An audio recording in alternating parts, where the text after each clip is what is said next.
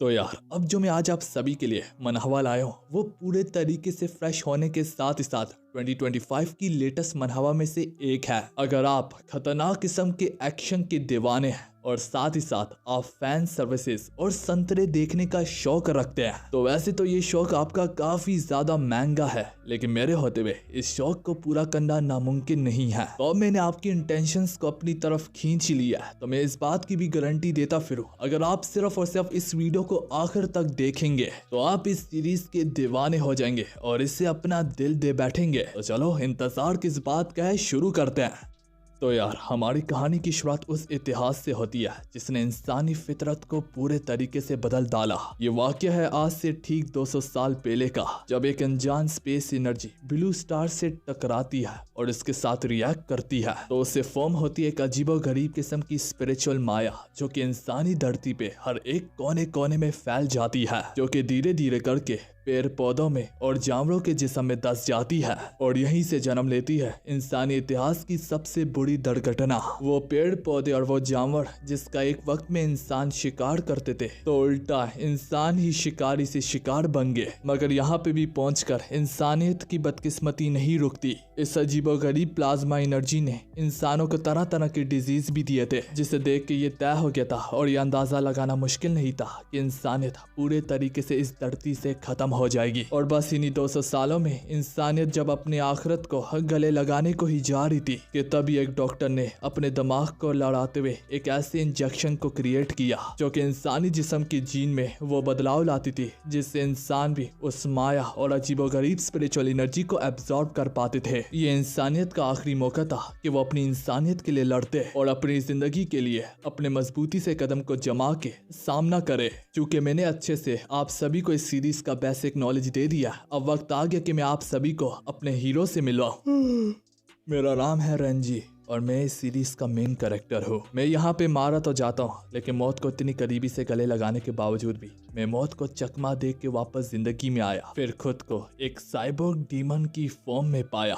काफी इंटरेस्टिंग है। तो आखिर ये सब कुछ कैसे हुआ, इसके लिए कहानी को थोड़ा पीछे जाना पड़ेगा, जहाँ पे हम देख पाते अचानक से दोबारा से इन्हीं कुछ डीमन और बीस्ट का हमला हो जाता है इंसानों पर। इस दौरान इंसान की लाशें ऐसी गिर रही होती है जैसे एक बीमार दरख्त से पत्तियां जड़ती हो। इस जानलेवा मॉन्स्टर की लहर ने इंसानियत को एक बार फिर से अपने अंत का वो चेहरा दिखा दिया था जिसे वो फेस नहीं करना चाहते थे। सभी इंसानों को हम अफरा तफरी में देखते हैं और सारे लोग अपनी जान का नारा लगाते हुए अपनी जानों जाके वहां से भाग रहे होते हैं, मगर भागते हुए भी उनके दिमाग में बस यही चल रहा होता है कि हम भाग के जाएंगे भी कहाँ, क्योंकि इंसान कभी भी इन दरिंदों से ज्यादा तेज नहीं भाग सकते। वो आग जो कि धीरे धीरे करके अब पूरी की पूरी सिटी में फैलने लगती है कि थोड़ी देर में यहाँ पे रेस्क्यू टीम पहुंच जाती है। रेस्क्यू टीम फौरन से अपनी ऑपरेटिंग गाड़ी में से बाहर निकलते हुए अपनी अपनी पोजीशंस को संभालने लगते हैं। इनके ऑर्डर्स काफी ज्यादा क्लियर होते हैं। तुम्हारा काम है सिटी में फैलने वाली आग पर काबू पाना और जितने ज्यादा सिविलियंस को बचा सकते हो बचा लो, लेकिन कभी भी गलती से भी डीमंस का सामना मत करना,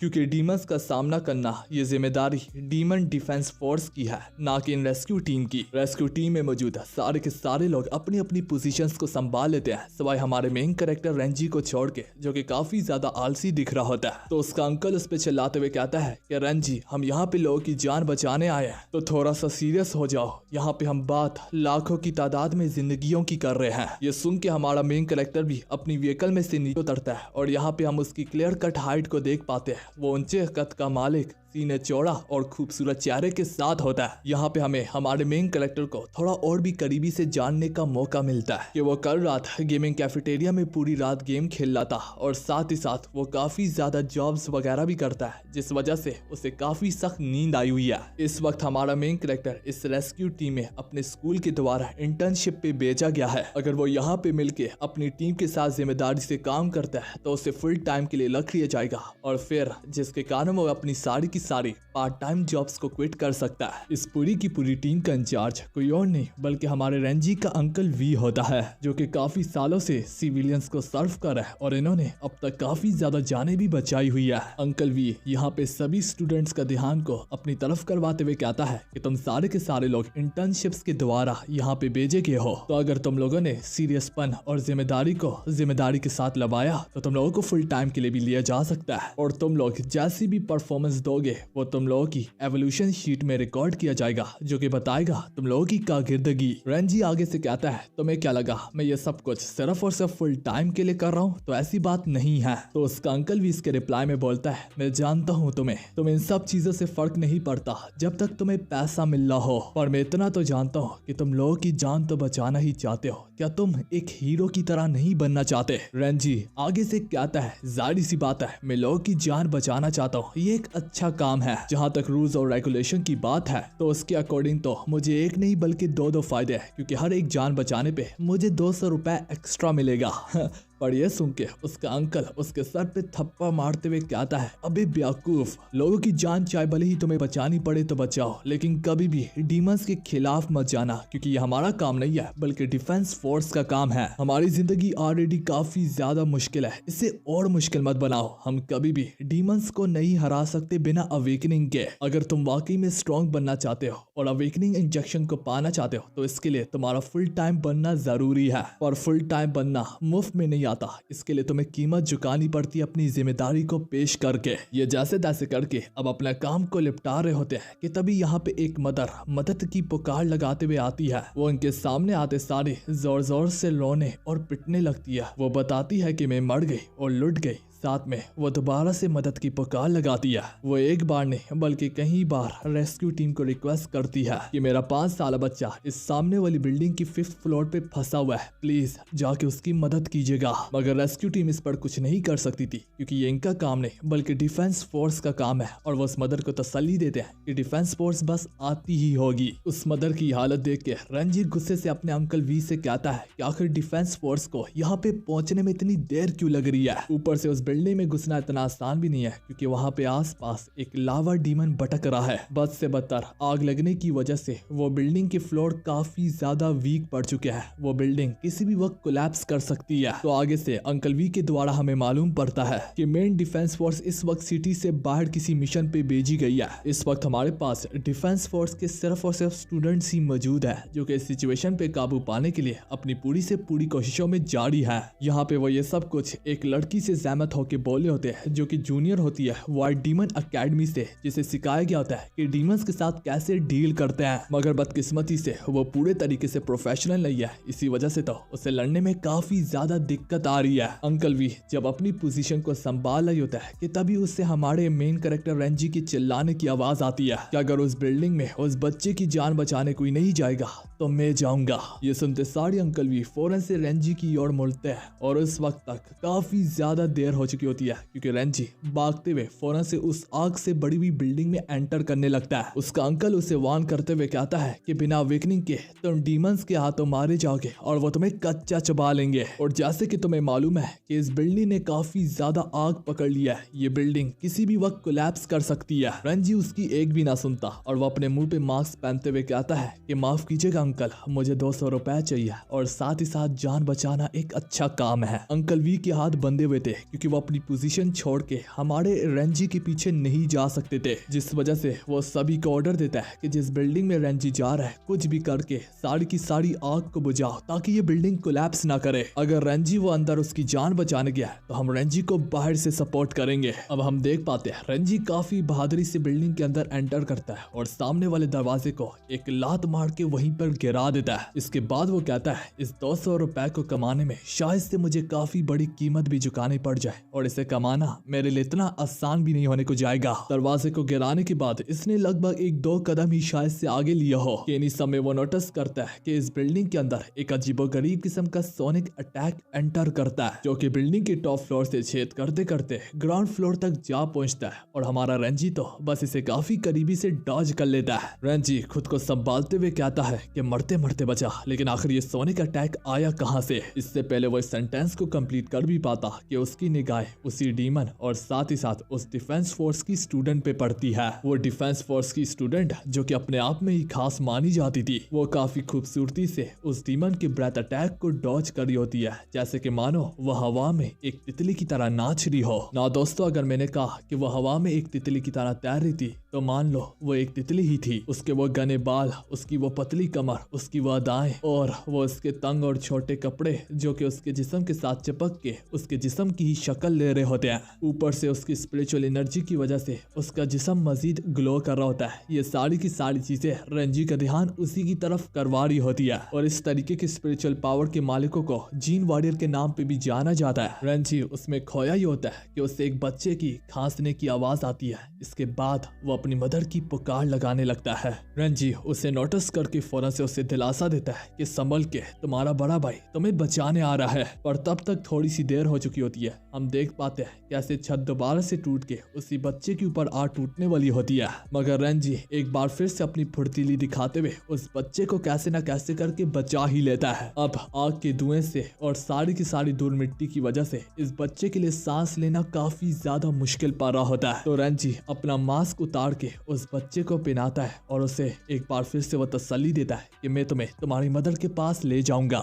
रेंजी उस बच्चे को खुद को कस के पकड़ने के लिए बोलता है। कहानी पलट के रेस्क्यू टीम पे जाती है जो कि अभी भी प्रेशर से पानी फेंक रहे होते हैं, लेकिन आग बुझने का नाम तक नहीं ले रही होती। अंकल भी जोरदार तरीके से चिल्ला के कहते हैं कि रेंजी को बाहर निकलना ही होगा क्योंकि अब ये बिल्डिंग किसी भी वक्त कोलैप्स कर जाएगी। वो लोग अब रेंजी का जिक्र कर रही होते हैं कि इसी बीच में उड़ती हुई धूल में अब उन्हें रेंजी का शैडो दिखता है। उसी में से बाहर निकल के आता है एक गजब तरीके से हमारा इस सीरीज का हीरो, साथ में अपनी बाहों में उस बच्चे को भी पकड़ रखा होता है। उसको बिल्डिंग से ठीक सलामत बाहर निकलता देख के पूरी की पूरी रेस्क्यू टीम की जान में जान आती है। सारे के सारे रेस्क्यू टीम के मेंबर्स हमारे रेंजी की बहादुरी की दाद देने लगते हैं। पर अचानक से ये सारे के सारे लोग एक खतरनाक किस्म के भूकंप को महसूस कर पाते हैं। तो अगर अब आप लोग सोच रहे हैं कि इस भूकंप की क्या वजह हो सकती है, तो इस भूकंप की वजह इस बिल्डिंग में अंदर होने वाली फाइट होती है, जहाँ पे हम देख पाते हैं वो दरिंदा कैसे लगातार इस बिल्डिंग के हर एक कोने कोने में अटैक कर रहा होता है। इवन के लड़ते लड़ते ये लोग इस बिल्डिंग के ऊपर जा खड़े होते हैं। और उसके इसी बेतुकी अटैक की वजह से उस फीमेल स्टूडेंट को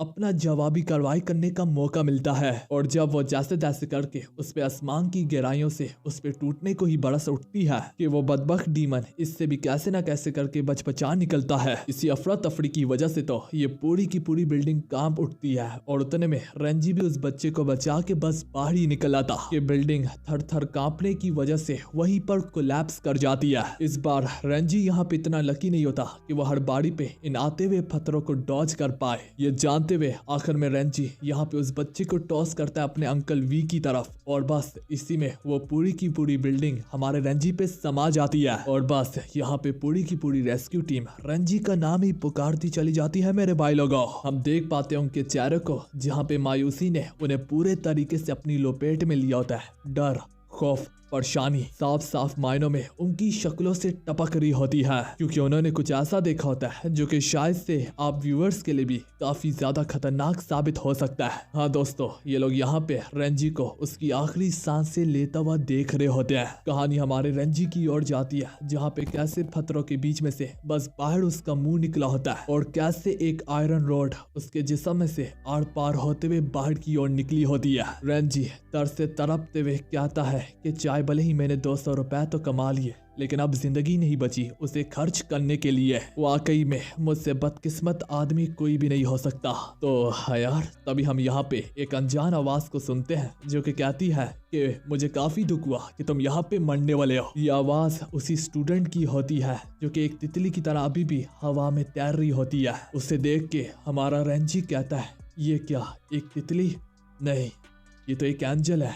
नहीं, ये तो एक हूर है। वो स्टूडेंट यहाँ पे रेंजी से दोबारा से माफी मांगती है कि ये मेरी गलती थी, मुझे वक्त पे ही उस डीमन को रोक लेना चाहिए था। ये बोलते हुए वो लड़की उससे अपना नाम लिली बताती है। मगर आखिरी लम्हों में भी हमारा मेन कैरेक्टर रेंजी इस कदर थड़की होता है कि उसका ध्यान उस लड़की की टांगों के बीच में होता है, जो देख के वो कहता है, अरे वाह, आए दिन ऐसे नजारे देखने को नहीं मिलते। वो अपने आखिरी शब्दों में कुछ सैड बातें नहीं करता, बल्कि वो अपने शब्दों का चुनाव कुछ इस तरह से करता है, वाह क्या खूब नजारा है। वो इस लड़की को अपनी आखिरी ख्वाहिश बताता है कि तुम इसी तरह खड़ी रहो ताकि मैं तुम्हें देखता रहूं। हाँ, तब तक देखता रहूं जब तक मैं अपने दम को तोड़ नहीं देता। उसकी ये सारी की सारी बातें सुनने के बाद उस लड़की को इवन के इतना ज्यादा गुस्सा आने लगता है कि उसका मन करे कि वो हमारे रेंजी की गर्दन को अपने हाथों से ही काट डाले। और इससे पहले उसकी बेहुदा बातों का वो जवाब दे भी पाती कि वो नोटिस करती है कि रेंजी अपने दम को तोड़ चुका है। वो लड़की उसे अपने हाथों से टच करते हुए उसे कहती है कि 1 मिनट, इतनी जल्दी दम मत तोड़ो, डॉक्टर को हम बुलाते हैं। पर तब तक काफी ज्यादा देर हो चुकी होती है। अब हम देख पाते हैं रेंजी यहाँ पे अपने आप को एक डूबते हुए समंदर में पाता है। वो समंदर जो कि कुछ ज्यादा ही शांत होता है, शांत होने के भी नाते। और रेंजी इसी की गहराइयों में खोता जा रहा होता है। उसे दिल ही दिल में कुछ थोड़ा सा दर्द सा होता है, मगर रेंजी उसे नजरअंदाज कर देता है क्योंकि बहुत जल्द वो मरने वाला है। वो कहता भी है कि शांति, मुझे बस शांति ही चाहिए। पर तभी उसकी कुछ आखिरी ख्वाहिशें उसका दम तोड़ने लगती है। वो बताती है कि तुम्हारी बहन का क्या, जो कि इस वक्त काफी बुरी डिजीज से सफर कर रही है। वैसे दोस्तों, मैं इसकी बहन से खुद पर्सनली रिलेट कर पाऊंगा क्योंकि डिजीज वाकई में काफी कमीनी चीज होती है। एक बार बंदे को लग जाए वो उसे बेड पे ले जाती है। और मेरे अपनी डिजीज की वजह से मैंने अपने चैनल में लगभग कोई 5-6 महीनों से कोई कंटेंट भी अपलोड नहीं किया था। खैर यार, इस बार मैं गारंटी देता हूँ अगर मुझे इससे भी कोई बड़ा डिजीज लग गया तो इस सब के बावजूद भी मैं वीडियोस को डालना नहीं छोड़ूंगा। जब तक आप लोग मुझे सपोर्ट करते रहेंगे मैं बार बार वापस आऊंगा और आता चला जाऊंगा मेरे भाई लोगों। खैर, अपनी बहन के ख्याल से वो काफी ज्यादा बेचैन हो जाता है। उसकी आंखें उस गहरे समंदर में खुल जाती है और वो कहता है कि मैं अपनी बहन को यूं अकेला नहीं छोड़ सकता, साथ में मुझे काफी लेट नाइट गेम्स भी खेलनी है। यही सब अपने दिली दिल में कहते हुए, यही सब अपने दिली दिल में सोचते हुए रेंजी मजीद समंदर की गहराइयों में समाने से इनकार करता है और वो अपनी जिंदगी के लिए, अपनी जिंदगी में वापस लौट के जाने के लिए अपने हाथ पैरों को हिलाने लगता है। अब कहानी कुछ पलों के बाद हॉस्पिटल पे जाती है जहाँ पे सारे के सारे डॉक्टर्स हमारे लैली की जान बचाने में लगे होते हैं। कि आखिर में सारे के सारे डॉक्टर्स हार मान लेते हैं क्योंकि अब हमारा रैली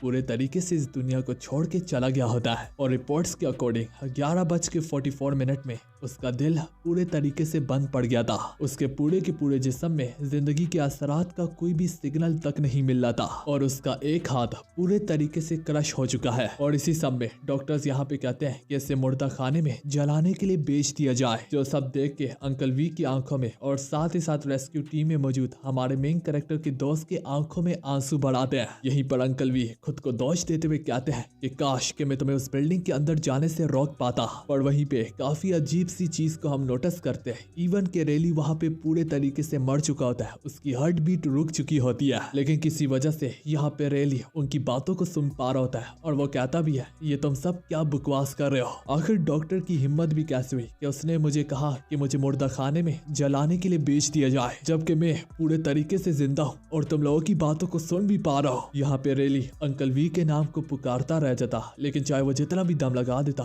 वो किसी वजह से अपने होंठों को ना हिला पाता। उधर ही उसे मुर्दा खाने में लिटा के उसकी बॉडी को क्रीमेट किया जा रहा होता है, मतलब कि जला के राख किया जा रहा होता है, जबकि हमारा मेन कैरेक्टर आग में जाने से इनकार कर रहा होता है। वो यही कहता है कि मैं जिंदा हूँ, तुम लोगों को ये समझ में क्यों नहीं आ रहा। और बस वो एक बार अपनी पलके ही चपकाता है। इसी में रैली अपने आप को एक अजीबोगरीब किस्म के रैम में पाता है। वो इधर उधर देखता और वो रैम काफी ज्यादा वसी लेवल पे होता है। वो जितनी भी दूर तक अपनी निगाहें फिरा सकता था और दोहरा सकता था वो दोहराता है और फिराता है, मगर दूर दूर तक उसे इस रैम का कोई अंत तक नहीं दिखता। उसकी पैरों तले काफी गहरा सा समंदर होता है और काफी ज्यादा ठंडा भी, और इसके बावजूद भी हमारा रैली उसके ऊपर नंगी पैरी खड़ा होता है और डूबने का नाम तक नहीं ले रहा होता। उधर ही अब उसकी निगाहें एक क्रिस्टल पे आ टिकती है जो कि पूरे तरीके से चमक रहा होता है। ये वही क्रिस्टल है जो कि हमारे रैली ने अपनी गर्दन में पहन रखा था। इस क्रिस्टल को हवा में तैरता देख के रैली बोलता है ये तो मेरा पेंडेंट है जो कि मुझे 10 साल पहले मिला था, जिसको मैंने रून्स ऑफ जिशन डीमन डिजास्टर के बीच में ढूंढा था। ये क्रिस्टल में मुझे उसी वक्त कुछ अजीबोगरीब किस्म की चीजें महसूस हुई थी तो मैंने उसे उठा लिया। मत बताओ क्या ये किसी किस्म का खास ट्रेजर है। रैली इसे जैसे ही अपनी मुट्ठी में दबाने लगता है कि इससे पहले पहले वह दोबारा से तेजी से चमकता है तो रैली फौरन से अपने हाथ को पीछे हटा लेता है, जिस वजह से वो क्रिस्टल अब समंदर के अंदर डूबने लगता है। पर दोस्तों, जो चीज बगोई जाती है वो जरूर उगती भी है। हम देख पाते हैं इस क्रिस्टल के पानी में डल जाते ही एक बहुत बड़ा पेड़ प्रकट हो जाता है। वो पेड़ इस समंदर की गहराइयों से निकल के आसमान की ऊंचाइयों को को छू रहा होता है, जिसे देख के रेंजी काफी ज्यादा परेशान हो जाता है। बाय द वे मैं ये क्लियर करता फिरूं, हमारे मेन कैरेक्टर को कुछ उसके दोस्त रेली भी बुलाते हैं और कुछ रेंजी बुलाते हैं, तो इट्स फाइन। खैर यार, अपने सामने अचानक से इस डिमोनिक ट्री को प्रकट होता देख के यहाँ पे हमारे रेंजी के मुंह में कोई शब्दों का चुनाव तक नहीं होता। वो तो बेचारा इस बात को लेके कंफ्यूज होता है कि बैठे बैठे मैं आखिर कहाँ पे अपने आप को पा लिया। ऊपर से एक अलग जगह पे पाया तो पाया ही सही, अब अचानक से यहाँ पे जादुई पैर मेरे सामने क्यों प्रकट हो रहे हैं और आखिर इन सब चीजों का मुझसे क्या लेन देन है। थोड़ी देर में यहाँ पे रेंजी नोटिस करता है कि ये पूरा का पूरा ट्री अजीबोगरीब किस्म की डिमोनिक एनर्जी से भरपूर है। बस इस डिमोनिक ट्री को टच करते सारे उस डिमोनिक ट्री को रेंजी के जीन्स मिल जाते हैं। रिएक्ट करते सारे उस पेड़ के अंदर से एक अजीबोगरीब किस्म का डिमोनिक ओरा का फल निकलता है। ना कि सिर्फ इतना, बल्कि अब हम यहाँ पे एक अजीबोगरीब किस्म की बाड़ी आवाज में सुनते हैं कि डीमन पैक्ट फॉर्म। वो पेयर बताता है हमारे मेन कैरेक्टर को कि अब तुम रिइंकार्नेट होने जा रहे हो एक फ्लेम डीमन में, और तुम लोगों को जितना दर्द, दुख और उन्हें रुलाओगे तुम उतना ही ज्यादा स्ट्रॉन्ग बनोगे। ये फ्लेम तुम्हारी इंसानियत को धीरे धीरे करके तुमसे छीन लेगी और तुम्हें एक ऐसे हैवान में बदल डालेगी कि तुम खुद को भी नहीं पहचान पाओगे, और इसी चीज से तुम इसकी कीमत को झुकाओगे, क्योंकि हम तुम्हें बदले में तुम्हारी जिंदगी को वापस लौटाने को जा रहे हैं। और ये सारी की सारी बातें रेंजी के सर के ऊपर से गुजर होती है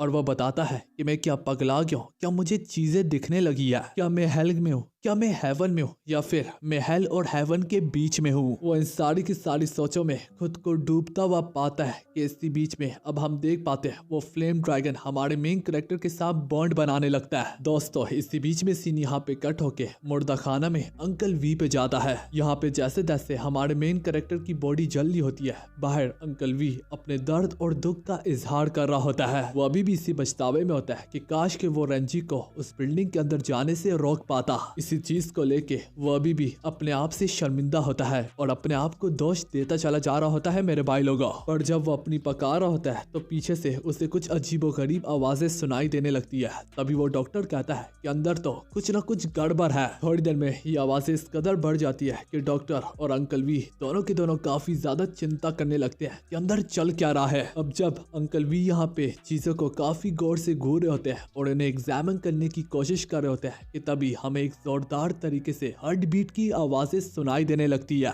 जिसको अपने कानों से सुनकर अंकल वी भी सोच में पड़ जाते हैं कि हार्ट बीट वो भी इसके अंदर से ऊपर से इतनी ज्यादा तेज। ना कि सिर्फ इतना, बल्कि हर बढ़ती हुई हार्ट बीट के साथ हम बढ़ती हुई गर्मी को भी महसूस कर पा रहे होते हैं। देखते ही देखते इस क्रिमेट में से एक बहुत बड़ा धमाका फटता है, जिस धमाके के इम्पैक्ट से सारे के सारे लोग उड़ के जमीन पे जा गिरते हैं। अंकल वी जैसे जैसे खुद को संभाल के अब उसी और अपनी नजरें दौड़ाते हैं तो अब हम देख पाते हैं एक अनजान शख्स बढ़ बढ़ के यहाँ से सांसें ले रहा होता है, और जब हमें उस शख्स का चेहरा दिखाया जाता है वो देख के हमारे रोंगटे खड़े हो जाते हैं, क्योंकि वो शख्स कोई और नहीं बल्कि हमारा मेन कैरेक्टर अपनी डिमोनिक फॉर्म में होता है। वो जिंदगी में जब दोबारा लौट के आता है तो उसके पहले शब्द कुछ यही होते हैं, मैंने कहा ना कि मैं अभी भी नहीं मरा। उसके चेहरे पे एक ब्राइट मुस्कुराहट होती है और वो सबसे पहले यहाँ पे अंकल वी को घूरने लगता है, क्योंकि उसे मालूम था कि वही सबसे ज्यादा खुद को दोष दे रहा है। तो वो अपनी ब्राइट मुस्कुराहट से अंकल वी को इस बात का इशारा देने की कोशिश कर रहा होता है कि आप चिंता मत करिएगा, इसमें आपका कोई फॉल्ट नहीं था।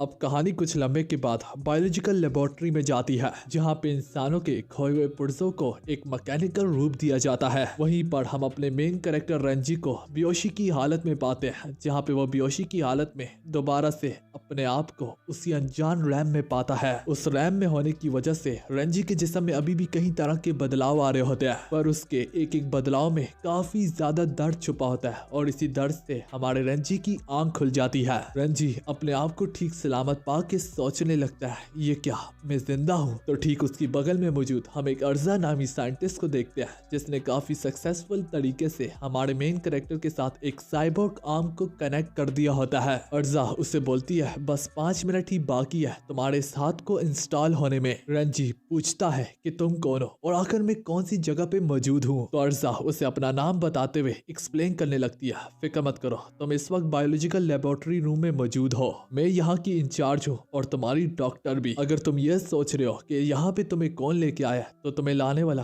कोई और नहीं बल्कि लिली जीन वॉरियर है। हाँ दोस्तों, यहाँ पे उसी लिली नामी वॉरियर की बात हो रही है जो कि किसी तितली या फिर एंजल से कम नहीं होती। थोड़ी देर में यहाँ पे हमारे रेंजी के जिस्म के साथ उसका मैकेनिकल आर्म इंस्टॉल हो ही जाता है। रेंजी इस मैकेनिकल आर्म को काफी ज्यादा कूल पाता है। साइंटिस्ट अर्जा आगे बताती है, ये ऑल पर्पस मैकेनिकल आर्म है जिसके पुराने ओनर ने 10 kg टिंट एक्सप्लोजन एक्सपेरिमेंट में इसका इस्तेमाल किया। क्योंकि 10 kg एक बहुत बड़ा एक्सपेरिमेंट है, वो खुद तो जल के राख हो गया लेकिन इस हाथ को एक खरोच तक नहीं आई। तो दोस्तों, हमें यहाँ पे इस साइबर्ग आर्म की ड्यूरेबिलिटी बताई जा रही है कि वह आसानी से 10 kg के टिंट एक्सप्लोजन को बर्दाश्त कर पाता है। ये जानकारी पाके रेंजी को काफी ज्यादा खुशी होती है कि चाहे भले उसका जिस्म स्ट्रॉन्ग हो या ना हो, लेकिन उसका ये मैकेनिकल आर्म उसे हर तरीके की सिचुएशन से बचा सकता है। साइंटिस्ट अर्जा उसे मजीद बताती है कि तुम्हारा केस किसी चमत्कार से कम नहीं है, क्योंकि तुम्हारी रिपोर्ट में काफी क्लियर कट बात लिखी हुई है कि 11:44 में तुम्हारी डेथ हो गई थी, मगर पता नहीं कैसे अब तुम दोबारा से जिंदगी में लौट चले आए हो। और ऐसी सूरत हाल और ऐसे मिरेकल्स हमें आए दिन देखने को हरगिज नहीं मिलते। रेंजी इसी बात पर सवाल उठाते हुए कहता है कि हाँ, ये चीज तो मुझे भी परेशान कर रही है। मैंने तो अपने अंदर किसी भी किस्म का जीन अवेकनिंग इंजेक्शन नहीं लिया हुआ, तो आखिर कैसे मेरी जान बच गई। साइंटिस्ट अर्जा बताती है, हाँ, तुम्हारा केस वाकई में काफी ज्यादा रेयर है, क्योंकि तुम ऑलरेडी अवेकनिंग स्टेज में खड़े हो और मैंने कहा ना कि तुम्हारा केस किसी चमत्कार से कम नहीं। तो इसका मतलब है तुम्हें जीन इंजेक्शन लेने की जरूरत नहीं। अगर तुम मजीद स्ट्रॉन्ग होना चाहते हो, बस तुम्हें कल्टीवेशन करनी है और अपनी बॉडी की बेसिक प्रिंसिपल को समझना होगा। तो यहाँ पे हमारा रेंजी सवाल उठाता है, बेसिक प्रिंसिपल, आखिर तुम्हारा इससे क्या मतलब है? अर्जा उससे पूछने लगती है, मत बताओ कि तुम हिस्ट्री क्लासेस में कहीं सोते तो नहीं थे। वेल एनीवे, अगर तुम्हें नहीं पता तो मैं ही तुम्हें बता देती हूँ। आज से करीब 200 साल पहले एक अजीबो गरीब किस्म की एनर्जी ब्लू स्टार के साथ टकराई और उसके साथ रिएक्ट किया, जिस वजह से 12 स्पिरिचुअल स्प्रिंग्स अपीयर्ड हो गए अर्थ पे, जो कि धीरे धीरे करके प्लांट और एनिमल के अंदर एब्जॉर्ब होने लगी। और जिन चीजों को इंसान एक वक्त में शिकार करके खाया करता था, अब इंसान ही उन्हीं चीजों का शिकार बनने लगा। और एक वक्त आया कि आखिर में ये प्लांट्स और एनिमल खुद ही एक स्पिरिट्स में बदल गए, वो डीमंस खिलाने लगे और पूरे की पूरी दुनिया में समा गए। उनका सिर्फ और सिर्फ एक ही मकसद था, इंसानियत को उनके अंश से मिलवाना, जिस मकसद में वो काफी खूबसूरती से कामयाब हो रहे भी थे। और इंसानों को भी लगने लगा कि अब बस वो पृथ्वी से खत्म हो जाएंगे। और तभी साइंटिस्ट का एक ऐसा ग्रोथ सामने आया जिन्होंने काफी ज्यादा मेहनत करके जीन लॉक इंजेक्शन को डेवलप किया। एक ऐसा इंजेक्शन जो कि अवेकनिंग करवाता था इंसानों की जीन में, जिसके कारण इंसान भी फाइनली उस माया को एब्जॉर्ब कर पाते थे और ऐसा करके खुद के अंदर स्पिरिचुअल पावर्स को पा सकते थे। वो इंजेक्शन इंसानों की आखिरी उम्मीद थी, जिसने इंसानों की खात्मे की उस मजबूत जंजीर को तोड़ डाला। और बस इसी से इंसान इस काबिल बने कि वो इन डीमंस का सामना कर पाते और इन डीमंस के खिलाफ अपने कदमों को मजबूती से जमा पाते। जिन इंसानों की इस इंजेक्शन से अवेकनिंग हो जाती थी, उन्हें कहा जाता था जीन वॉरियर। पर ऐसा करने से इंसानों को बहुत बड़ी कीमत भी चुकानी पड़ी। इंसान तरह तरह के डिजीज से सफर करने लगे, जिनमें से एक सबसे बदतर डिजीज का नाम है डीमन स्कार डिजीज। इस डिजीज का नाम सुनते सारी हमारे मेन कैरेक्टर की बोलती वहीं पर बंद हो जाती है, क्योंकि दोस्तों ये वही डिजीज है जिसे उसकी बहन इस वक्त तड़प रही है। और बस इस डिजीज का नाम सुनते सारे उसे वो पल याद आने लगता है जहाँ पे कैसे उसकी बहन दर्द से तड़पते हुए चिल्ला रही थी, जबकि उसका भाई वहाँ पे खड़ा बस उसे घूरता रह जाता और उसकी मदद के लिए कुछ भी ना कर पाता। वैसे तो उसकी बहन आज भी जिंदा है, लेकिन वो एक तरह से घुट घुट के जिंदा है। उसके नीचे से पैर पूरे तरीके से पैरालाइज हो चुके हैं। इस डिजीज से इंसान को कुछ यूं मालूम होता है जैसे कि कोई उससे अंदर से तोड़ रहा हो और मरोड़ रहा हो। साथ ही साथ सर से लेके पैर तक की हड्डियों को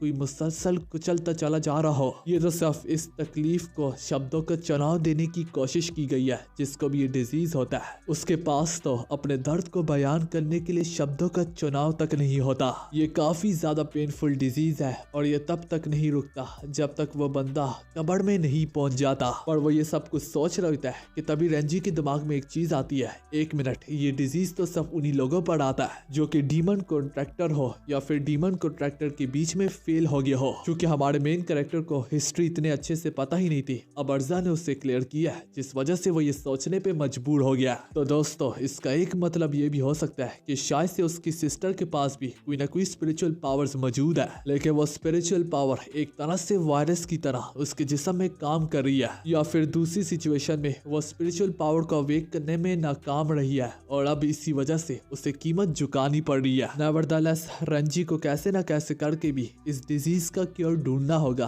अपनी बहन की खातिर। इसी बात पर रंजी उससे पूछता है कि आखिर में कैसे इस डिजीज को क्योर कर सकता हूँ। अर्जा उससे बताती है अब तक जितनी भी मेडिकेशन हमारे पास मौजूद है फिलहाल तो ये इम्पॉसिबल है, लेकिन जरूरी नहीं है कि तुम इसका इलाज सिर्फ मेडिकेशन के थ्रू ही करो। अगर दुनिया में इस डिजीज का कोई भी क्योर पाया जाता है तो वो सिर्फ और सिर्फ मेरे ख्याल से फॉलन डीमन सिटी में ही पाया जाता है। रंजी थोड़ा हैरानगी से पूछता है फॉलन डीमन सिटी, आखिर ये कौन सी बला है? अर्जा इस पर उसे मजीद एक्सप्लेन करने लगती है, एक वाहिद सिटी जहाँ पे इस कदर डिमोनिक एनर्जी पाई जाती है जो कि ह्यूमन के स्पिरिचुअल पावर के साथ मिलके उसे क्योर कर सकती है। शायद से यही एक पॉसिबल इसका क्योर हो सकता है। अगर तुमने उस जगह में भी इस बीमारी का क्योर नहीं पाया तो बदकिस्मती से तुम दुनिया के जिस कोने में भी चले जाओ, मगर फिर भी तुम उस बीमारी का इलाज नहीं पाओगे। ये सब बोलते हुए अर्जा तो अपने कामों में बिजी हो जाती है, लेकिन हमारे रंजी को अपनी बहन के लिए एक उम्मीद सी दिखती है।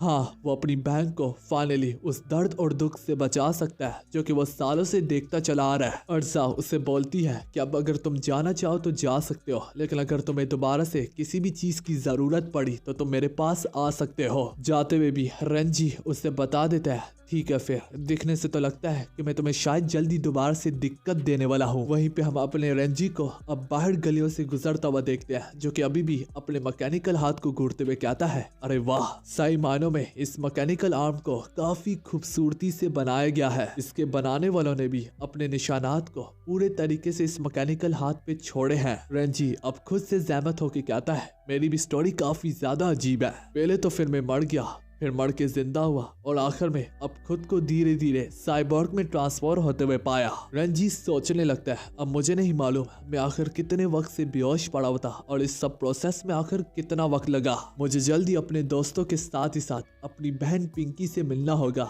शायद से वो फिक्रमंदी से मेरी वजह से परेशान ना हो रहे हो। थोड़ी देर में रंजी जब अपने घर के पास पहुंचता है तो वह अजीबोगरीब किस्म की भीड़ को वहां पे जमा हुआ पाता है। इतनी सारी भीड़ को एक ही जगह पे इकट्ठा देख के रंजी कहने लगता है यहाँ पे तो मेरी दोस्त लूसी और मेरी बहन पिंकी काम करते हैं। वो भीड़ एक मोटे से सुअर जैसे शख्स की वजह से इकट्ठी हुई होती है जो कि जोर जोर से चिल्ला रहा होता है कि तुम आखिर मेरा अंडरवेयर धोने से क्यों मना करती हो। असल में ये सुअर जैसा दिखने वाला शख्स जानबूझ के इन लड़कियों के लिए दिक्कत खड़ी कर रहा होता है और इसमें वो अकेला नहीं बल्कि उसके साथ ही साथ उसके कुछ गुंडे दोस्त भी शामिल होते हैं। पर इस सब के बावजूद भी पिंकी जो कि इस वक्त पर व्हील चेयर पे बैठी होती है और साथ ही साथ लूसी उसकी इन सारी की सारी धमकियों से नहीं डरते, बल्कि इसके बजाय वो इसे यहाँ से दफा होने के लिए कहते हैं। पर वो गुंडे उसका मजाक उड़ाते हुए कहते हैं कि अगर तुम लोग हमें सर्विसेज नहीं दोगे तो आखिर तुम लोग कमाओगे कैसे? वैसे भी तुमने इस जगह के किराए को नहीं बढ़ावा और शायद से जल्दी मालिक मकान तुम्हें धक्के दे के यहाँ से बाहर निकाले। इसी बात पर उसका चमचा जहमत होके कहने लगता है और हाँ, जब तुम्हें निकाल देंगे तो इस जगह को मेरा भाई खरीद लेगा। दोस्तों उसकी इन बातों से यही साबित होता है कि वो इस जगह को इनसे छीनना चाहता है और उसके पास यहाँ पे ये प्लस पॉइंट है कि इन्होंने किराया नहीं बढ़ावा तो शायद से जल्दी मालिक मकान उन्हें निकाल देगा। पर इसके साथ ही साथ उन्हें इस बात की भी फिक्र है कि अगर इन्होंने किराया दे दिया तो शायद से बाजी पलट सकती है, जिस वजह से ये मोटा सुअर जैसे दिखने वाला शख्स उन्हें पहले से ही परेशान कर रहा है ताकि वो तंग आके इस जगह को छोड़ के यहाँ से खुद ही चले जाए। पर जब ये गुंडे यहाँ से जाने का नाम नहीं लेते और उन्हें इसी तरह परेशान करते रहते हैं तो आखिरकार पिंकी तंग आकर उनके खिलाफ स्टिक से वार करने की कोशिश करती है। पर भला ये पतली सी स्टिक और इस पतले पतले हाथों से इस मोटी सुअर जैसी स्किन को क्या ही तकलीफ पहुंचाएगी। और यही चीज ये मोटा गैंडा अपने मुंह से खुद ही बोलता है। और वो मोटा दरिंदा यहाँ पे भी रुकने का नाम तक ना लेता। वो इस सिचुएशन से फायदा उठाते हुए पिंकी से अपनी हवस उतारने की कोशिश करता है। पर शायद से वो ये भूल चुका होता है कि ये पिंकी नामी लड़की हमारे मेन कैरेक्टर की बहन है। तब और फिर तभी एक खतरनाक किस्म का जानलेवा भूसा सभी लोगों के बीच में से आते आते इस मोटे स्वर के एक साथी के मुंह पे जा लगता है। रेंजी के इस मैकेनिकल आर्म में इतनी बड़ी ताकत बसी पड़ी होती है कि वह सिर्फ और सिर्फ उसे अपने एक ही पंच से जमीन के अंदर धंसा देता है। ये जानलेवा किस्म का पंच उसने अपने इसी मैकेनिकल आर्म का इस्तेमाल करके मारा होता है। और ना कि सिर्फ इतना, बल्कि यहाँ पे हमारा रेंजी साथ ही साथ अपनी डिमोनिक एनर्जी से भी उबलने लगता है, जो कि शायद से गुस्से की हालत की वजह से उसके जिस्म से इस वक्त लीक हो रही है। अब इसी सब पे यहाँ पे दूसरा गुंडा उस पर गुस्से से चिल्लाते हुए टूटने की कोशिश करता है, पर ये तो उसकी जिंदगी की सबसे बड़ी गलती होती है, क्योंकि हमारा रेंजी तो उसका भी काम सिर्फ और सिर्फ अपने एक ही पंच के दम पर खत्म कर देता है। उसके एक एक चमचे को यूं गिरता देखकर अब उस मोटे को थोड़ी परेशानी होने लगती है और वो पूछता है कि तुम कौन हो। रेंजी इसी बात पर कहता है इससे फर्क नहीं पड़ता कि मैं कौन हूँ, फर्क तो इससे पड़ता है कि तुम मेरी बहन को इस वक्त परेशान कर रहे हो तो तुम्हें यहाँ से दफा होना पड़ेगा। अगर तुम अभी भी यहाँ से जाने से इनकार करते हो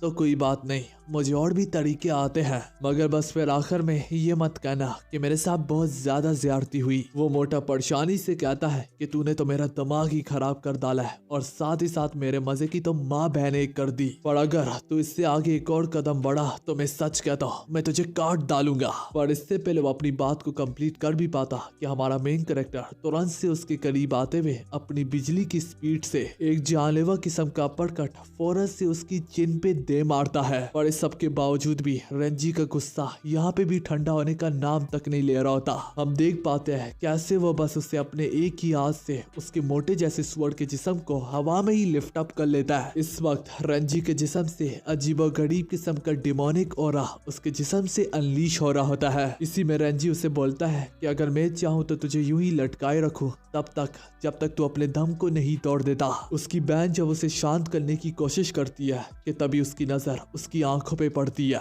और दोस्तों, आंखें झूठ नहीं बोलती, ये देख के वो बता लेती है कि जैसे कि ये उसका भाई है ही नहीं। आखिरकार उसकी बहन उसकी मिन्नतें करने लगती है कि उसे जिंदा यहाँ से जाने दो। आखिर इतना सब कुछ सुनने के बाद रेंजी फाइनली उसकी गर्दन को छोड़ ही देता है। तो हाँ यार, वो मोटा सुअर बस मरते मरते बचता। यहीं पे रेंजी को भी रियलाइज होता है कि वो बस उस मोटे सुअर की जान लेने को ही जा रहा था और आज तक रेंजी ने कभी भी चाह कर भी किसी की जान लेने का नहीं सोचा होता। तो दोस्तों, इससे मालूम पड़ता है कि वो डिमोनिक एनर्जी हमारे मेन कैरेक्टर रेंजी पे पूरे तरीके से भारी पड़ी थी और इसी डिमोनिक एनर्जी से इन्फ्लुएंस हो गई, जैसे कि उसे किसी चीज ने पोजेस कर लिया हो। अब डर के मारे वो गुंडे भी यहाँ से भागते हुए कहते हैं कि ये मत सोचना कि ये सब कुछ यहाँ पे खत्म हुआ, साले कहीं के।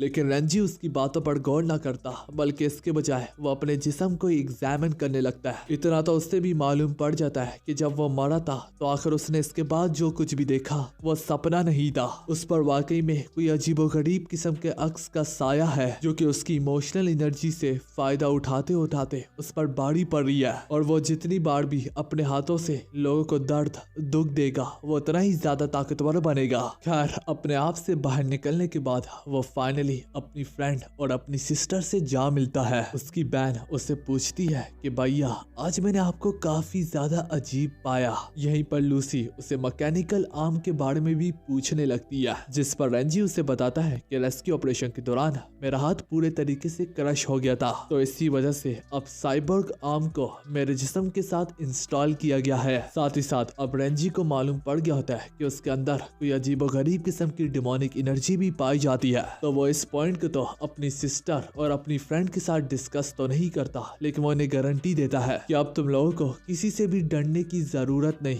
और किसी में इतना जिगरा और गुर्दा भी नहीं होगा कि वो मेरे खिलाफ आ खड़ा हो और मेरे होते हुए मेरी छोटी सिस्टर को परेशान कर पाए। तो लूसी और पिंकी एक मुस्कुराहट के साथ कहते हैं, हाँ भैया, वो तो आज हमें देख के ही मालूम पड़ गया। वैसे भी पिंकी उससे बताती है कि वो तो उसे बचपन से ही हर मुश्किल से बचाते चले आ रहे हैं। इन्हीं सब फैमिली रियूनियन में थोड़ी देर में यहाँ पे शाम हो जाती है, जहाँ पे रेंजी अपने कमरे में आराम फरमा रहा होता है। वहीं पर वो वो दिल ही दिल में अपने सोच रहा भी होता है। ये सब कुछ काफी कम समय में होने के साथ ही साथ काफी बड़े बड़े बदलाव मेरे जिस्म में आए हैं। वो इन्हीं सब बातों को लेकर सोच रही होता है कि अचानक से डिमोनिक एनर्जी दोबारा से उसके जिस्म में बेचैन होने लगती है, जो कि हमें तो उसके सिर्फ और सिर्फ आंखों में देखने से ही मालूम पड़ रहा होता है। और जैसे कि मैंने कहा कि आंखें झूठ नहीं बोलती, हमारे रेंजी को इस वक्त अपने दिल में काफी अजीबोगरीब किस्म की तकलीफ होने लगती है और हर एक हार्ट बीट के साथ वो महसूस कर पाता है कि डिमोनिक एनर्जी उसके जिस्म से बाहर निकल रही है और साथ ही साथ वो इसकी इमोशनल एनर्जी को एब्जॉर्ब कर रही है। इतना तो हमें क्लियर हो रही है कि उसकी इमोशनल एनर्जी से ही उसकी डिमोनिक एनर्जी बनती है। तो जब भी हमारे रेंजी को ज्यादा गुस्सा आएगा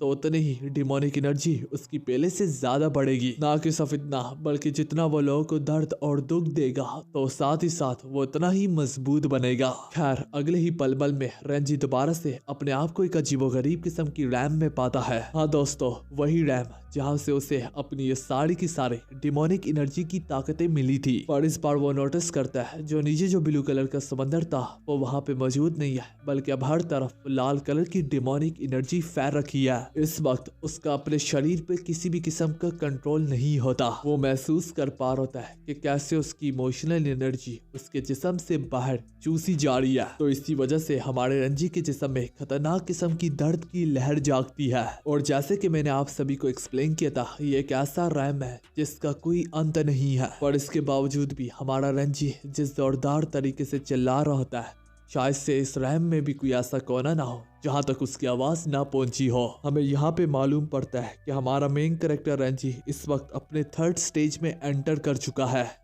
जिन सब के बाद रंजी अपने दिल में कहने लगता है, क्योंकि फॉलन सिटी ने पूरे तरीके से करप्ट कर डाला है 5 स्पिरिचुअल माया को। उस सिटी में मौजूद अब 5 के 5 स्पिरिचुअल माया अब पूरे तरीके से डीमन माया में बदल चुके हैं। डिमोनिक एनर्जी डीमन रैम में ही सिर्फ और सिर्फ एग्जिस्ट करती है। तो इसी वजह से कभी मैंने सोचा नहीं था कि मेरे अंदर भी पूरा का पूरा समंदर पाया जाता होगा डिमोनिक एनर्जी का। तो मेरी जो आम स्पिरिचुअल एनर्जी होती है, मेरी डिमोनिक प्लाज्मा उससे पूरे तरीके से कन्वर्ट कर देता है अपनी डिमोनिक एनर्जी में, बिल्कुल वैसे ही जैसे कि फॉलन डीमन सिटी में होता है। और मुझ जैसा बंदा जो कि डीमन कॉन्ट्रैक्टर के नाम से जाने जाते हैं, हम अगर डीमन कॉन्ट्रैक्टर कल्टीवेट करना चाहता है और स्ट्रॉन्ग बनना चाहता है तो उसके लिए जरूरी है कि वो अपनी डिमोनिक एनर्जी पर रिलाय करे। तो कंक्लूजन में हम जैसे डीमन कॉन्ट्रैक्टर के लिए डिमोनिक एनर्जी का होना काफी ज्यादा जरूरी है। तो हमारी आम स्पिरिचुअल माया को डिमोनिक माया में बदलने के लिए हमारे पास इमोशनल एनर्जी का होना काफी ज्यादा जरूरी है। तो अब जरूरी सवाल तो ये उठता है कि इमोशनल एनर्जी क्या होती है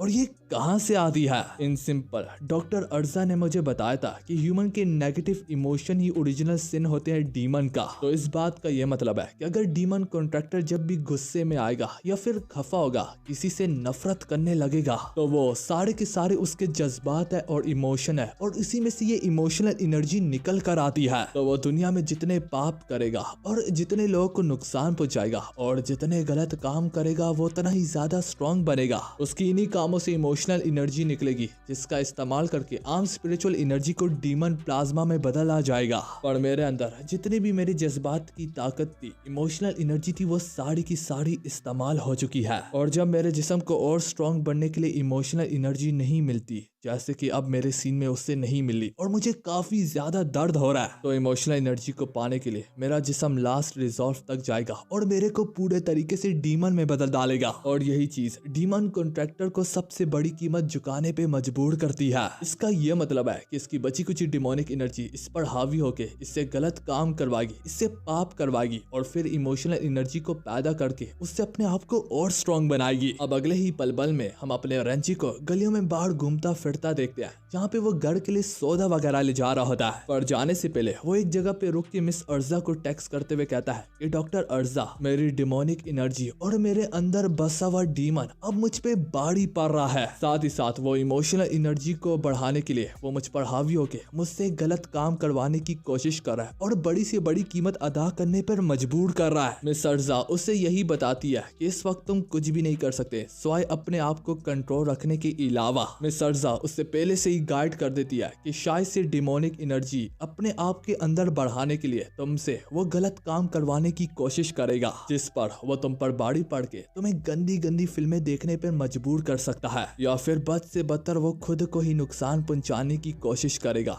जिसमें वो तुम्हें मजबूर करेगा कि अपने दांतों से अपने नाखूनों को चुभाओ और अपना नुकसान करो। और जो भी हो जाए उससे कभी भी ऐसे तरीके से अपनी इमोशनल एनर्जी निकलवाने मत देना। हम देख पाते हैं इन्हीं सोचों से हमारा रेंजी अब पागल होता चला जा रहा होता है और एक बार फिर से डीमन उस पर हावी हो रहा होता है और वो यही कह रहा होता है कि मेरी इमोशनल एनर्जी मेरे अंदर जितनी भी बसी हुई थी वो पूरे तरीके से मेरी डिमोनिक एनर्जी में बदल चुकी है। अब मेरे अंदर कोई भी इमोशनल एनर्जी बाकी नहीं है, जिसका अब सबसे बड़ा यही खतरा उठता है कि वो डिमोनिक एनर्जी उस पर हावी पड़ के उससे जबरदस्ती कुछ गलत काम करवाएगी। इन्हीं सोच में जब वो पूरे तरीके से बसा होता है और साथ में चलते चलते डॉक्टर अर्जा से साथ में टैक्सिंग भी कर रहा होता है कि इसी बेदहानी में वो एक जवान लड़की से टकराता है और लड़की वहीं पर जमीन पे गिर जाती है। गिरते सारे रेंजी का यहाँ पे सबसे पहले दिमाग उसके छोटे कपड़ों पे जाता है और उसकी खूबसूरत खूबसूरत फट्टों पर, जिस वजह से वो वहीं पर उसके ख्यालों में ही पागल हो जाता है। हवस उस पर बाड़ी पड़ने लगती है, जहाँ पे वो सोच रहा होता है कि वो जबरदस्ती इस लड़की का अंडरवेयर उतार के अपने मुंह पे पहन कर इसकी बंड मारेगा। और थोड़ी देर में रेंजी को होश आती है कि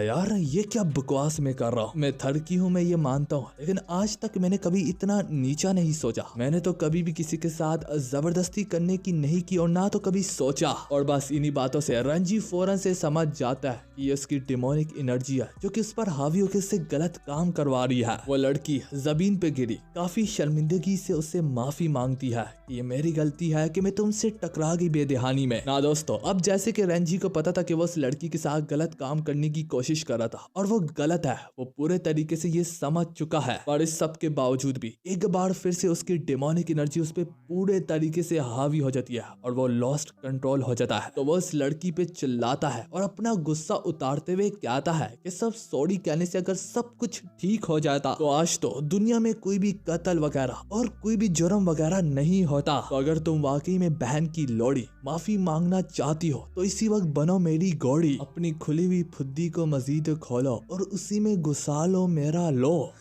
उसकी ये सारी की सारी बातें सुनने के बाद वो लड़की तो वहीं पर शॉक्ड हो जाती है और ऊपर से यहाँ तक ये भी उससे मरवाने के लिए अपनी तैयार बैठी होती है। हाँ दोस्तों, वो लड़की उसे बताती है कि अगर तुम मस्ती करना चाहते हो तो मेरे पीछे आओ, यहाँ पर काफी तरह तरह के लोग हैं। और तब तक रेंजी को रियलाइज हो चुका होता है कि उसने उस लड़की को क्या बकवास की। वो अपना सर पकड़ के बैठ जाता है कि मुझे क्या हो रहा है। नाउ एक लड़की अब उससे पूरे तरीके से अपनी देने के लिए तैयार बैठी होती है और हमारे रेंजी को समझ में नहीं आता और वो यहाँ से फौरन से भाग निकलता है। और तभी देखते ही देखते उससे एक अजीब सी फोन कॉल आती है जो कि वो उसे बताती है, क्या तुमने पता लगाया कि ये लड़का वाकई में डीमन कॉन्ट्रैक्टर है या फिर नहीं। तो वो लड़की उससे कहती है कि प्लान के मुताबिक मैं जानबूझ के उससे टकराई, लेकिन किसी वजह से वो अब अचानक से भाग निकलने लगा है। ये बोलते बोलते उस ब्लॉन्डी की आंखें यहाँ पे चमक उठती है, जिससे ये मालूम पड़ता है कि शायद से वो भी स्पिरिचुअल वॉरियर है या फिर डीमन कॉन्ट्रैक्टर है। फोन कॉल के पीछे बैठा हुआ अनजान शख्स उसे फौरन से ऑर्डर देता है कि चाहे जो भी हो जाए ये रेंजी बड़वा हाथ से नहीं निकलना चाहिए। उस तक जा पहुंचो और ये मालूम करने की कोशिश करो कि क्या वो वाकई में डीमन कॉन्ट्रैक्टर है भी या फिर नहीं। दूसरे सी में इन्हीं सब में यहाँ पे शाम हो जाती है और रेंजी अपनी पार्ट टाइम जॉब से पैसे गिन रहा होता है और वो कहता भी है इतनी मेहनत करने के बावजूद भी इतना कम पैसा मिला है आज। इसी सब बेध्यानी में वो एक और रंडी से टकरा जाता है। और दोस्तों, अब एक से एक लड़की आके इसी में बचती जा रही है और किसी वजह से मेरा दिमाग खराब हो रहा है। खैर यार, उस लड़की ने कपड़े काफी पहने होते हैं, जिस वजह से अगर तुम थोड़ा सा भी मुंह उठा के देखो तो तुम्हें पूरे तरीके से उसके संतरे दिख जाएंगे। वो लड़की भी कुछ यूं मालूम हो रही होती है जैसे कि हैवी नशे में होती है और वो कहती है, ओह मेरे ड्राइवर तुम आ ही गए, तुम्हें आने में इतनी देर क्यों हो गई। रेंजी उसे क्लियर करने की कोशिश करता है कि मैं तुम्हारा ड्राइवर नहीं हूँ, तुम काफी ज्यादा नशे में लग रही हो। मगर वो लड़की उससे बड़ी अमाउंट देते हुए कहती है कि मैं तुम्हें काफी पैसा दूंगी, बस मुझे घर ले जाओ मेरे। उस लड़की की पास में मौजूद काफी खूबसूरत सी ब्लू कार होती है, इससे ये तो मालूम पड़ जाता है कि ये लड़की काफी पैसों वाली है। तो हाँ दोस्तों, चूंकि हमारे रेंजी को पैसा काफी ज्यादा पसंद है अपनी सिस्टर के इलाज वगैरह के लिए, तो वो फौरन से इस ऑफर को डील लर्न करने के लिए कहता है। रेंजी अगले सीन में अब उसे फौरन से घर ले जाने लगता है। जाते जाते रेंजी उसे पूछता है, सिस्टर जहाँ पे आपका घर है और आपने जो लोकेशन बताई है वो तो काफी ज्यादा दूर है, तो क्या ये आपके लिए मुश्किल नहीं है कि आप डेली बेसिस पर इतना दूर से सिर्फ और सिर्फ पीने आती है? पर उस लड़की ने तो अलग ही किस्म के नशे कर रखे होते हैं। वो रेंजी को कहती है,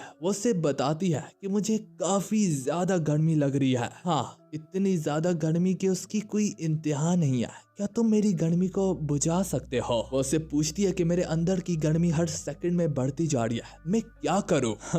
लेकिन हमारा रेंजी उसे बोलता है, मैम आप सीट बेल्ट क्यों नहीं बांध लेती? और तभी वो लड़की उसके करीब आते हुए उसके फट्टों पर हाथ फेरते हुए कहती है कि ए लड़के, तू शुरू से ही थोड़ा सा बहन का लोड़ा था या फिर अभी अभी हुआ है? तुझे क्या समझ में नहीं आता कि एक लड़की तुझे कब से सिग्नल दे रही है और तू समझ रहा भी नहीं है? इसके बावजूद भी रेंजी टॉपिक को चेंज करने की कोशिश करता है और वो कोशिश यही करता है कि वो लड़की पे कहीं चढ़ ही ना जाए। यार रेडी रेंजी के लिए काफी ज्यादा मुश्किल होता है और वो लगातार बार बार टॉपिक को चेंज करने की कोशिश कर रहा होता है। तो वो लड़की उससे फौरन से गाड़ी को रोकने के लिए कहती है। रेंजी गाड़ी एक तरफ रोकता ही है तो दूसरी तरफ वो लड़की उस पे फौरन से झपट्टा मारती है और उस पे चढ़ने के लिए करती है। वो बताती है, आसपास जरा देखो, कोई भी नहीं है, हम एक सुनसान जगह पे हैं और एक लड़की तैयार है घोड़ी बनने के लिए, क्या तुम तब भी ऐसे मौके को जाने दोगे? पर हमारा रेंजी कहता है, मैम मेरे करीब मत आइएगा, मैं अभी भी वर्जन हूँ और वर्जन रहना ही प्रेफर करता हूँ। उसकी ये बात सुनने के बाद वो घोड़ी उसके और भी करीब आ जाती है और वो बोलती है, तुम्हारी यही बात तो मुझे पसंद है, तुम जितना इनकार करते हो और जितना मना करते हो मेरा उतना ही तुम्हारा अंदर लेने का मन करता है। लेकिन हमारा रेंजी इसका काफी तगड़ा रिप्लाई देता है, बोलो, करोगे ना मेरी मदद? तो ऐसे ही कुछ बोलते हुए वो उसे फौरन से धक्का दे के दूर करता है अपने से। फिर तभी रेंजी को होश आती है कि यार वो तो मेरी कस्टमर है, मैं उसके साथ ऐसा कैसे कर सकता हूँ। वो उससे माफी मांगता है और उससे कहता है चुपचाप गाड़ी में बस बैठ जाओ। पर तभी वो लड़की उसका चूसने के लिए इतना बड़ा मुंह खोल देती है कि यहाँ तक रेंजी के भी पैरों तले जमीन खिसक जाती है और वो भी अब कंफ्यूज हो जाता है कि मैं इसके नीचे वाले में दूं या फिर ऊपर वाले में दूं। अब दोस्तों मैं क्या ही बोलूं इस सब सिचुएशन पर। नहीं यार, वैसे अगर तुम लोग इस ऑर्गेनाइजेशन के तरीके की तरफ गौर करो ना, सही चितियापे वाले तरीके हैं इनके। तो कभी एक लड़की आकर हमारे एमसी के ऊपर चढ़ती है तो कभी कोई दूसरी आकर उसके लोड़े को चूसती है। नहीं यार, अगर तुम लोग सही में गौर करो, ये लोग यहाँ पे काम करने आए, हमारे एमसी को पकड़वाने आए हैं, लेकिन पकड़वाने के बहाने पे उसका पकड़ के बैठ गया। नहीं दोस्तों, इन बहन की लोड़ियों ने इस काम को कुछ ज्यादा ही लिटरली ले लिया कि कहते हैं ना कि काम में अगर दिल लगा रहे तो सक्सेस खुद ही पीछे आती है। इनके लिए सक्सेस का मतलब ही हमारे एमसी के नीचे दो लटके हुए घोटे हैं जो कि 8 करोड़ से ऊपर के बिकते हैं। अगर दोस्तों किसी मिलिट्री ने या किसी भी ऑर्गेनाइजेशन ने किसी को पकड़वाना होता है, वो बैठ के पहले तो अच्छे खासे तरीके से प्लानिंग बनाते हैं और फिर उसे एक्सिक्यूट करने में भी अच्छा खासा टाइम लेते हैं। मगर इन जैसी ऑर्गेनाइजेशन ने हमारे एमसी को पकड़वाने के लिए रंडिया ला के रखी हुई है। बहुत चंगा नाम है। इसी बहाने काम तो चलता रहेगा, लेकिन जब डायरेक्टर की बीवी उसे देने से इनकार करेगी तो इन्हीं जैसी पे तो चढ़ेगा। ये बड़ी अच्छी बात कही आप। ऊपर से हंसी तो मुझे हमारे मेन कैरेक्टर पे आती है। इसने तो अपने आप से कुछ ज्यादा ही बच्चा बना रखा है और दिखने से तो कुछ यूं मालूम होता है कि हमारे एमसी को लोग बचपन में लॉलीपॉप का बहाना दे के 10 रुपए का चूपा लगवा देते थे। वैसे तो ये सीरीज बहुत ज्यादा मजेदार है, लेकिन इनके कैरेक्टर्स ने तो अलग ही किस्म के नशे कर रखे हैं। और जब इस रंडी की बच्ची बहन की लोड़ी को मालूम पड़ा कि हमारे एमसी का उसके लिए कुछ ज्यादा ही बड़ा है, तो इस पागल की बच्ची ने अपने नीचे वाले को छोड़ के अपने ऊपर वाले सुराख को ही बड़ा कर दिया कि अगर नीचे नहीं तो ऊपर से ही काम चला लो। हाँ दोस्तों, लिटरली मैं माफी चाहता हूँ, ये रमजान में मैंने क्या क्या बोल दिया, लेकिन लिटरली ये रमजान की वजह से मैं थोड़ा सा ख्याल कर रहा हूँ, वरना तो सीधा मैं इनकी अम्मा बहन पे आ जाऊंगा, मैं इनकी अम्मा बहन पे आ जाऊंगा। चल अब हट बैंचो। तो चलो यार, अब अपने टॉपिक की तरफ वापस आते हैं। वैसे मेरा दिमाग खराब हो गया था, तो हाँ यार, अब इसी तरह यहाँ पे अनजान लड़की हमारे रेंजी को जिंदा निकलने की कोशिश करती है, जबकि रेंजी तो अपनी जिंदगी को बचाने में लगा होता है। ऊपर से उस लड़की के मुंह से इतनी गंदी बात आ रही होती है कि हमारा रेंजी बोलता है, सच सच बोल, आखिर कौन से घोड़े का मुंह में लेके आई है। और तब तक हम ऊपर से एक और बहन की टकी को देखते हैं जो कि फौरन से इसी गाड़ी पर हमला कर डालती है, जिसके बाद हमें अगले ही पल में दिखाया जाता है, चाहे भले ही उसने गाड़ी को तो चकनाचूर कर दिया होता है, लेकिन हमारा रेंजी और वो अनजान किस्म की औरत पूरे तरीके से महफूज होते हैं। तभी हमें यहाँ पे बताया जाता है कि जिस लड़की ने उन पर हमला किया उनकी गाड़ी पे वो असल में डिफेंस डिपार्टमेंट से बिलोंग करती है, तो इनका काम है डीमंस को पकड़ना और इसके लिए वो अपने साथियों के समेत यहाँ पे आई होती है। इस डिफेंस डिपार्टमेंट की कैप्टन यहाँ पे इस अनजान डीमन को चैन के नाम से पुकार रही होती है। कैप्टन यहाँ पे बोलती भी है कि चैन आज रात हम तुम्हें यहाँ से नहीं भागने देंगे, तो चैन भी आगे से बोलने लगती है, भागना? आखिर तुम्हें ऐसा क्यों लगता है बड़वी कि मैं तुमसे डर के भागूंगी? तूने क्या कभी आईने में अपनी शक्ल भी देखी है? सही लटका हुआ भोसड़ा लगता है। हमारा रंजी कैप्टन से बोलने लगता है, आखिर चल क्या रहा है? तुम सालियों मुझे क्यों घसीट रही हो? देखो यार, मैं तो सब $200 कमाने आया था, मेरी बहन मेरा वेट कर रही है, मुझे घर जाना है। तो कैप्टन उससे बोलती है, अबे गधे चिल्लाना बंद कर और अपने छुपने के लिए कोई जगह ढूंढ फिलहाल। तो कैप्टन का चमचा पीछे से कहता है कि मैम मैं तो कहता हूँ कि दोनों को पकड़ के अपने डिपार्टमेंट में ले जाते हैं। तो तभी चैन काफी गुस्से से उबरते हुए कहती है, और बहन के टको अपनी बातों से फारग हो जाओ वरना तुम लोग अपनी मौत को छू के वापस नहीं आ पाओगे। ये बोलते ही चैन अपनी डिमोनिक एनर्जी का इस्तेमाल करते हुए एक कातलाना तरीके से उन पे टूट पड़ती है। पर डीमन डिफेंस डिपार्टमेंट के लोगों ने भी कच्ची गोलियां नहीं खेल रखी होती, वो इसके इतने तेज से आने वाले वार को भी आसानी से डॉज कर लेते हैं। जो देख के रंजी अपनी सांसें बढ़ते हुए कहता है, अरे वाह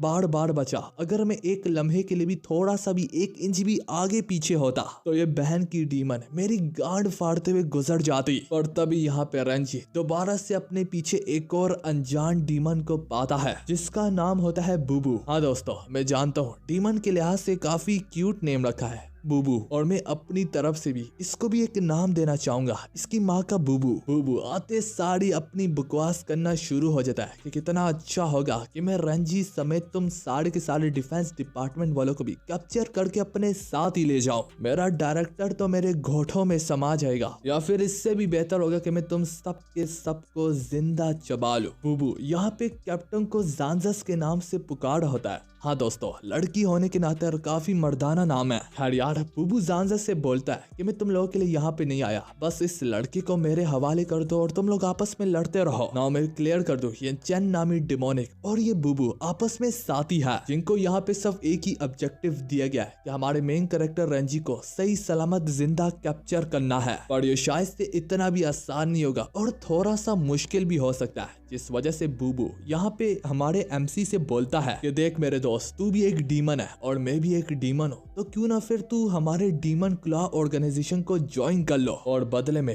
तुम जो भी चाहते हो डीमन क्ला तुम्हें वो देगा। और जानजस यहाँ पे हमारे रंजी को वार्न करते हुए कहती है कि इसकी बातों पर अपने कान मत ठहराओ, क्योंकि एक बार भी तुम अगर डीमन क्ला में घुस गए तो तुम्हारा वापस आना काफी ज्यादा मुश्किल है। तो रंजी उसे कहता है, जरूर मैं तुम्हें ज्वाइन करना चाहूंगा, लेकिन इससे पहले मैं कुछ पूछना चाहूंगा। तो आगे से बूबू कहता है, काफी ज्यादा समझदार हो कि तुमने ज्वाइन करने का फैसला ले ही लिया, क्योंकि इस दुनिया में डीमन आखिर कहाँ ही जाए, तो इनके लिए हमने बनाया है डीमन क्ला ऑर्गेनाइजेशन। अगर तुम ज्वाइन करोगे तो मैं हम महफूज रखेंगे, जबकि डीमंस डिफेंस डिपार्टमेंट में तुम्हारे पास खुल के आजादी भी नहीं होगी, तुम खुलकर अपनी ताकतों का इस्तेमाल भी नहीं कर पाओगे और ऊपर से तुम्हें फजूल किस्म के ऑर्डर्स को भी फॉलो करना पड़ेगा। तो बदले में मैं तुम्हारे सवालों का जवाब भी देता फिरूं, पूछो आखिर तुम क्या पूछना चाहते हो। और तभी यहाँ पे कैप्टन जानजस भी बोलने लगती है, ए लड़के, इसकी बातों पर गौर मत करो, हम भी तुम्हें प्रोटेक्शन देंगे और तुम पे फजूल में अटैक बिल्कुल नहीं हो। डीमन डिफेंस डिपार्टमेंट तुम्हारे साथ खड़ा है और तुम्हारे साथ आखिर तक खड़ा भी रहेगा, तो तुम्हें बूबू की चूचू से बड़ी हुई बातों पे ध्यान देने की कोई जरूरत ही नहीं, तुम बस हमें ज्वाइन करो और इन जैसे को तो हम खुद ही लिपट लेंगे। और आगे से बूबू भी कहता है कि जानजस को इग्नोर करो, तुम मुझसे अपना सवाल पूछो जो तुम मुझसे पूछना चाह रहे थे।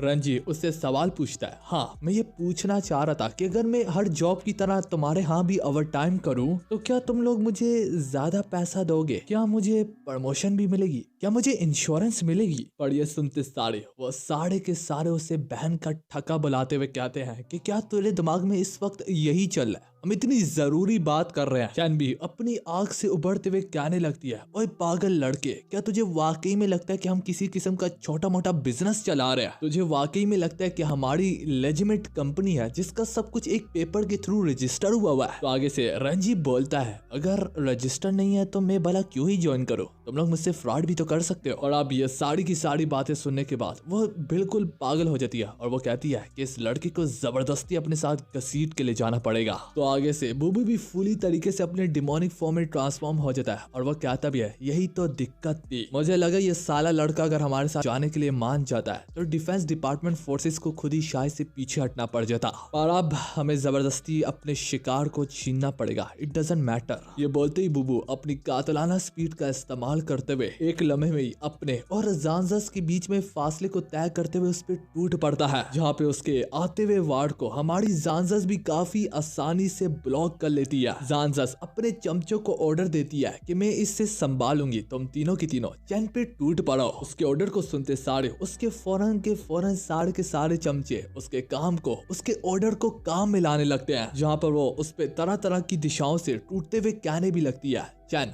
तुम अकेली हो, हार मान लो, हम तुम्हें आउटनंबर कर रहे हैं। तो चैन भी आगे से बोलती है तुम्हें लगता है कि तुम तीनों मुझ पे एक साथ टूट पड़ोगे, तुम्हें हार मान लूंगी और शायद से तुम्हारी गलत फैमिली है कि तुम तीनों मुझसे नंबर में ज्यादा हो। ये बोलते हुए हम उसके हाथ में एक भोसड़े को देख पाते हैं और जैसे ही वो अपने भोसड़ों को जमीन में फेंकती है उसके अंदर से निकल के आते एक जानलेवा किस्म के कुत्ते। ना दोस्तों मैं पहले ही बता दूं इसके कुत्ते का स्टाइल इवन किंग का डिमोनिक फॉर्म भी रेजिडेंट ईवल से काफी ज्यादा इंस्पायर्ड है। कहानी एक लम्हे के लिए दोबारा से ज़ांज़स और बुबू पे जाती है, जहाँ पे हम दोनों के बीच में जानलेवा किस्म के क्लैशेस को देख पाते हैं। वो इतनी तेजी से अपने तलवारों को लहरा रहे होते हैं कि बस हर एक कोने कोने में तबाही पे तबाही फैलती चली जा रही होती है मेरे भाई लोगों। ऊपर से इनकी तलवारों की स्पीड और उनके वार करने के तरीके इतने ज्यादा लिजिट और इतने ज्यादा फास्ट होते हैं कि शायद से एक आम पर्दे की आंख देख भी ना पाए। इस क्लैशेस के बीच में हम बुबू की माँ की चूचू को देख पाते हैं, जहाँ पे बुबू